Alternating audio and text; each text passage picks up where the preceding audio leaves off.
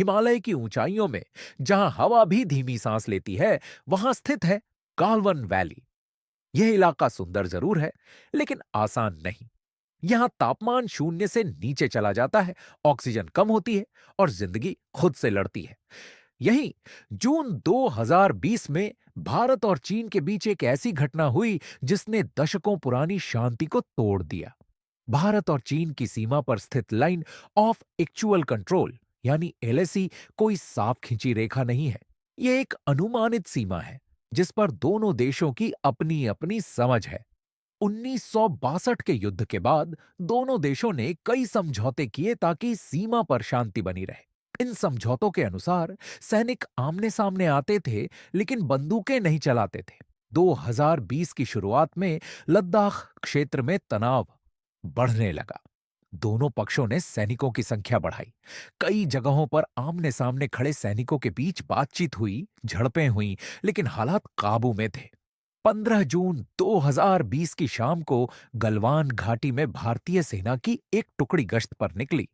इस टुकड़ी का नेतृत्व कर रहे थे कर्नल बी संतोष बाबू।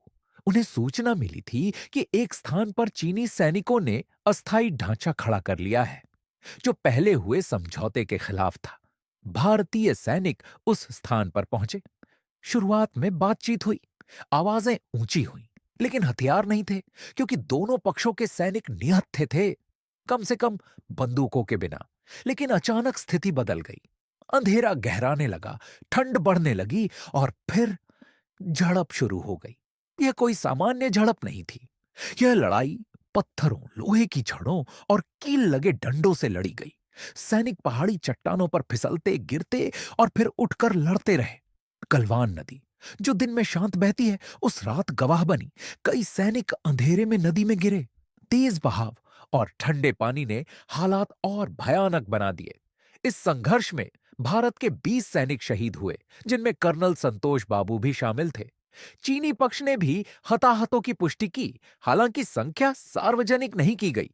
यह 1967 के बाद पहली बार था जब भारत चीन सीमा पर हिंसा में जाने गई, और यह 1975 के बाद पहली बार था जब सैनिकों की मौत हुई। जब खबर भारत पहुंची तो पूरे देश में शोक और आक्रोश की लहर दौड़ गई। शहीदों की तस्वीरें सामने आईं। उनके परिवारों की आंखों में गर्व और दर्द साथ साथ दिखा। सरकार ने स्पष्ट कहा, भारत अपनी संप्रभुता से समझौता नहीं करेगा। इसके बाद कूटनीतिक बातचीत तेज हुई। सैन्य स्तर की कई बैठकें हुई। कुछ क्षेत्रों से पीछे हटने की प्रक्रिया शुरू हुई, लेकिन पूरी तरह सामान्य स्थिति अभी भी चुनौती बनी हुई है। गलवान घाटी की घटना सिर्फ एक सीमा संघर्ष नहीं थी, यह एक चेतावनी थी कि आधुनिक समझौते भी तब टूट सकते हैं जब भरोसा कमजोर हो जाए। आज भी गलवान घाटी शांत दिखती है, हवा वही है, पहाड़ वही है, नदी वहीं बहती है, लेकिन जो लोग वहां थे, जो उस रात लड़े और जो लौट कर नहीं आए, उनकी कहानी अब इतिहास का हिस्सा है। गलवान घाटी हमें याद दिलाती है कि सीमाएं सिर्फ नक्शों पर नहीं होती, वे सैनिकों के साहस, बलिदान और संकल्प से सुरक्षित रहती है। और कभी-कभी सबसे ऊंचे पहाड़ भी मानव संघर्ष की गूंज अपने भीतर समेट लेते हैं।